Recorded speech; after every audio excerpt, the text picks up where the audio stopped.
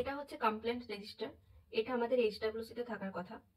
এটা বেসিক্যালি আমাদের মেনটেন করতে হবে যখন কোনো পেশেন্ট বা কোনো পেশেন্ট পার্টি কোনো কমপ্লেন অ্যারাইজ করবে, তো সেটার কি অ্যাকশন আমরা নিয়েছি সেটা মেনটেন করতে রেজিস্টারটা প্রথমে দিতে হবে। এই যে অভিযোগ নিষ্পত্তি ফর্ম, এটা হচ্ছে আমি যেমন আমার সেন্টারে নাম দিয়ে বানিয়ে নিয়েছি, প্রত্যেককেই তাদের সেন্টারে নাম দিয়ে এরকম বানিয়ে নিতে হবে, আর কয়েকটা জেরক্স এরকম বানিয়ে রাখবে।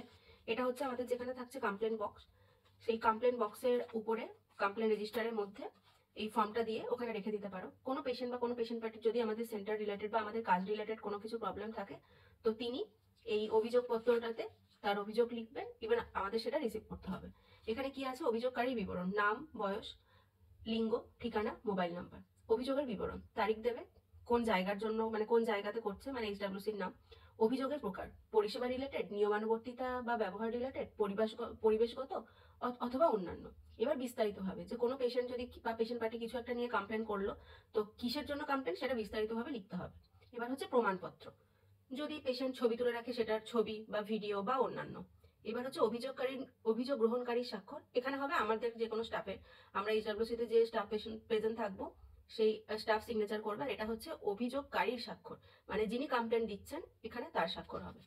পেশেন্ট যে কমপ্লেন ফর্মটা ফিল আপ করবে সেই ফর্ম ওয়াইজ আমাদের এই খাতাটা মেনটেন করতে হবে। তো চলো দেখে নেওয়া যাক কি কি কলাম এই খাতায় থাকতে হবে। প্রথমে হচ্ছে serial number, patient name and address, age and sex, mobile number, complain details, patient যে কমপ্লেনটা করবে মানে কি কারণে পেশেন্ট কমপ্লেন করছে, তো সেই ডিটেলসটা এখানে থাকতে হবে। অ্যাকশন টেকেন, পেশেন্ট যে কমপ্লেন করলো তার এগেনস্টে আমি কি অ্যাকশন নিলাম। ডেট অফ কমপ্লেন রিসলভ, মানে পেশেন্ট যখন কোনো কমপ্লেন করলো আমি সেটার এগেনস্টে অ্যাকশন নিলাম, আর সেটা কত তারিখে রিসলভ হলো সেই ডেটটা আমাকে লিখতে হবে। Corrective and preventive action taken, মানে এই প্রবলেমটা যাতে ফার্দার অ্যারাইজ না করে তার জন্য আমি কি কারেক্টিভ মেথড ইউজ করেছি আর তার জন্য কি প্রিভেনশন অ্যাকশন নিয়েছি সেটা আমাকে এখানে লিখতে হবে। একটা এক্সাম্পল আমি তোমাদের সাথে শেয়ার করছি। এখানে পেশেন্ট আমার কাছে কমপ্লেন করেছে unavailability of sitting area in NCD room, মানে আমার এনসিডি রুমে বেশি পেশেন্ট বসার জায়গা নেই, তো সেটার একটা প্রবলেম। আমি এটার এগেনস্টে কি অ্যাকশন নিয়েছি, arrange the sitting area of NCD patient in patient waiting zone, যেখানে পেশেন্ট ওয়েটিং জোন আছে তো সেখানেই আমি এনসিডি পেশেন্টদের বসার জন্য ব্যবস্থা করেছি। ডেট অফ কমপ্লেন যেদিন, সেদিন হচ্ছে যেটা ডেট কমপ্লেন করেছে, আর সেটা যদি রিসলভ হয়ে গেছে তো আমি এখানে রিসলভ লিখেছি, অ্যাকচুয়ালি সেম ডেটেই হয়েছে তাই এখানে শুধু রিসলভ লিখেছি। এবার কারেক্টিভ অ্যান্ড প্রিভেন্টিভ অ্যাকশন আমি কি দিয়েছি, higher authority and panchayat pradhan is informed about this problem, written documentation is given, all NCD patients are instructed to wait in the patient waiting zone, not in the NCD room.